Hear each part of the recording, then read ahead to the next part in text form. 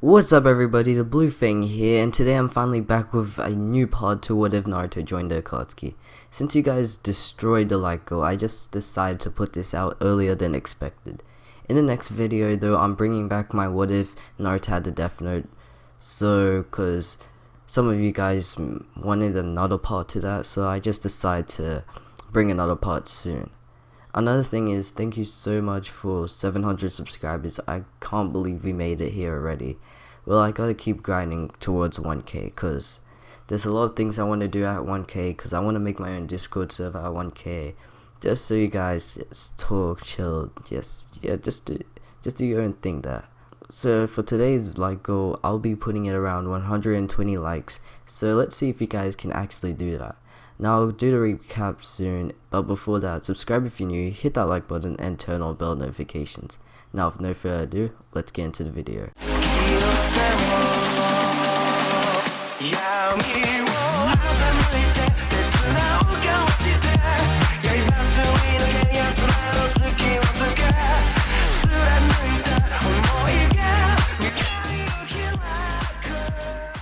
So last time we left off with Naruto finishing his fight with Pain, while Jiraiya has just died in battle. Before he died though, he explained to Naruto that the Pain he defeated isn't the real user, and that he figured it out in battle. He also said that there was a host that he needed to defeat too. Naruto decides to follow Jiraiya's orders, but is it out of revenge since Pain betrayed Naruto, or is it just because he felt comfortable around Jiraiya and knows that he could trust him? Naruto decides to use his mind and picks up one of Pain's chakra blades from inside of Jiraiya and shoves it into himself. He turned into his Kurama mode after that and reverse tracks the real Pain using his sensory abilities. He finally locates him and gets enraged. He thinks of an idea on how to finally take revenge on the person who betrayed him. He forms an evil grin on his face and transforms into his QB avatar. He blitzes right next to Nagato's location and takes stands. Nagato inside of the building senses Naruto's beaming chakra. Conan inside as well doesn't know what to do. Naruto outside then muffles under his breath. This is for betraying me and killing that old geezer. He then unleashes a slightly big Biju bomb, large enough to destroy a building, and shoots it towards Nagato's location, completely obliterating him and Conan for good. Naruto then reverts back out of his Kurama form exhausted and makes it back to Jiraiya. He sits down and waits until he has enough chakra again and gets back up after some of his chakra has come back. Naruto disappears from sight and reappears again with someone in his grasp, an innocent villager that Naruto is going to use as a sacrifice. He takes some of Jiraiya's blood and puts it on the scroll that he got from learning Edo Tensei and makes the signs of his jutsu, reanimating Jiraiya. Remember, like in the first part, Naruto had learned everything in the scroll, so of course he learned Edo Tensei from Tobirama's scroll. Naruto's plan is to ask Jiraiya more about his life and information on his parents. He completes the jutsu with Jiraiya rising in his Edo Tensei state, surprised to be alive again, and more surprised that Naruto revived him. The Edo Tensei jutsu. You've learned that too, huh? Yeah, well, I need more information on my history and about my parents, so I decided to revive you to learn. Jiraiya turns to shock at Naruto. Well, I'm not the right guy for that, kid, but I know who would be perfect for that, your father Naruto, and if you can revive me, I'm sure you can revive him.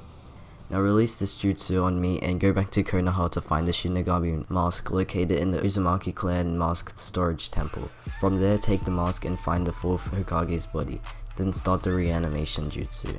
You need the mask because his body was sealed by a Shinigami. Naruto's eyes grow wide after hearing the 4th Hokage's body. His father is the 4th Hokage. He wonders about that and then follows Jiraiya's orders, releasing the Edo Tensei off him. He then leaves off for Konoha. Meanwhile, elsewhere, the Kage Summit is about to start in the village hidden in the clouds. Tsunade, unaware of Jiraiya's death, is there on time as the new Hokage of the Hidden Leaf. This all happened since there has been talks about the Akatsuki capturing the village's Jinchurikis, and the Araikage isn't happy about Killer Bee getting taken by them.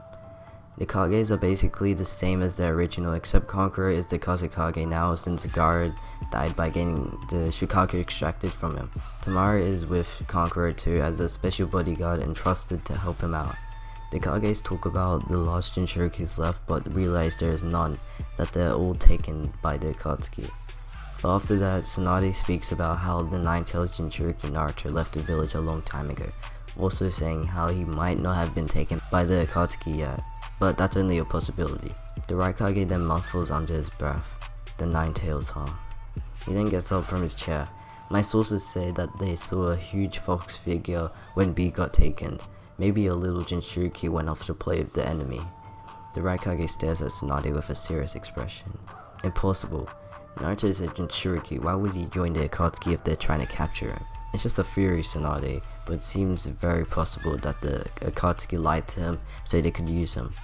The Raikage sits back down to discuss who would be the leader of the allied force, with the Raikage coming on top as the commander. We cut back to Naruto with him coming closer to Konoha, but as he continues his journey he spots a figure walking. He goes in for a closer look and sees the figure stumbling, looking like he had just been in a huge battle. Naruto stares around him and spots the land all destroyed while appearing to be like a battlefield. Naruto dashes to the figure, curious to find out who it is. He makes it there, revealing to him that it's Sasuke. Sasuke looks up at Naruto and bounces backwards, knowing if Naruto is looking to fight him, that he has no chance since he has used up all of his chakra in his fight with Itachi. Don't worry, I'm not gonna fight you. I'm just curious on what happened here. Sasuke lets out a sigh of relief. Well, I had my fight with my brother and surprisingly I won. But let me ask you, what are you doing here and where's your gang, huh? Sasuke gets up from his spot. I'm glad that you won against them because I left the traitorous Akatsuki and killed their leader. And well, he was a part of it, so I'm happy that you killed Itachi. And also the reason I'm going towards this direction is to find out more about what it's like to be a shinobi, a leaf shinobi. I'm going to have to revive my father and maybe even the past Hokages to find out. Naruto says this all out to Sasuke, feeling neutral around him. Try not to remember how you treated him years ago. Sasuke tries to do the same thing, realizing that Naruto doesn't feel uncomfortable speaking to the enemy. Also, deep inside of him, he also wants to know what it's like to be a leaf shinobi, with him asking Naruto if he could go with him too. Naruto reluctantly says sure, seeing how this is a way to try to get out of his dark days, remembering what Jiraiya said. They both head off to Konoha while Obito watches on, angry to see that Naruto is not dead and that he didn't get his chance to tell Sasuke about Itachi. Zetsu at the side of him speaks up. Well, the Kages are having their meeting, Obito. We think it's time for you to make some noise.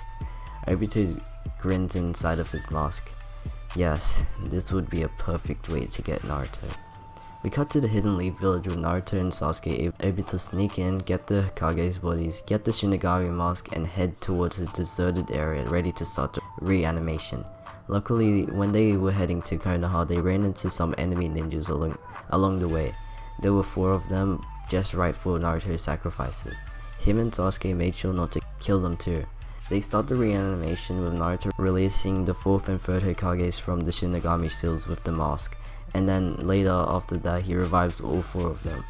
The Hokages all stare at Naruto and Sasuke, surprised to see that they've been brought back to life. Naruto, is that you? Minato's eyes are locked onto Naruto. Yeah, it's me, father, and the reason I revived you all here is that I want to know more about what it means to be a leaf shinobi. I hated the Hokages back in my younger days, but now I feel more interested in them. I also want to know a way on how to redeem myself for all the things that I've done. Minato shakes his head and gets ready to tell the story of the Nine-Tails attack, while Hiruzen talks to Sasuke about something on his brother Itachi, meaning that he's about to tell Sasuke about Itachi's double life. After they've told their story, Sasuke takes some time alone, and like in the original, he unlocks the Mangekyo Sharingan. He returns with a serious expression now. Hashirama then tells them about the history of the leaf, and after Sasuke hears Madara's name in the story, he recalls back to what Itachi told him. Hashirama continues while Tobirama says some things too. They both finish talking and await for Naruto and Sasuke's resolve. Will Sasuke want to destroy the leaf, and will Naruto still continue his dark ways? Well, you'll have to see soon. Anyway, we cut to the Kage summit with everyone being relaxed with just talking about not that much big things. But then it happens. Obito warps inside quickly, revealing himself to the Kage so suddenly. The Raikage sees this and also spots the red clouds on Obito's clothes, indicating that he's an Akatsuki member. He gets enraged and launches himself at him, but realizes that he slipped right through Obito. The Raikage then asks Obito, "What do you want, Akatsuki member?" Obito shoots his arms out.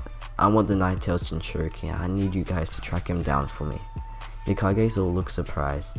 Obito says this because he knows that he's too weak right now to do it himself, since he doesn't have the Rinnegan and he isn't able to get it because Naruto is dead.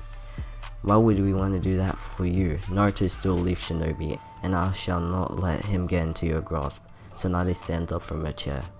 Obito then introduces that he's Madara Uchiha. He also informs the Kages about the Tsukiyomi plan while also giving them a warning. If they don't follow his orders, then he'll start a war. The Kages still don't give in, and that's when Obito finally announces the 4th Great Ninja War. Okay guys, I'll just end it here. Well, this part is just me basically setting up things, and this is clearly nowhere near the end of the series. But of course, if you want more, you better complete the like goal by getting it to 120 likes. Hopefully you enjoyed, and like always, subscribe if you're new, hit that like button and turn on bell notifications. It's been the Blue Fang, peace.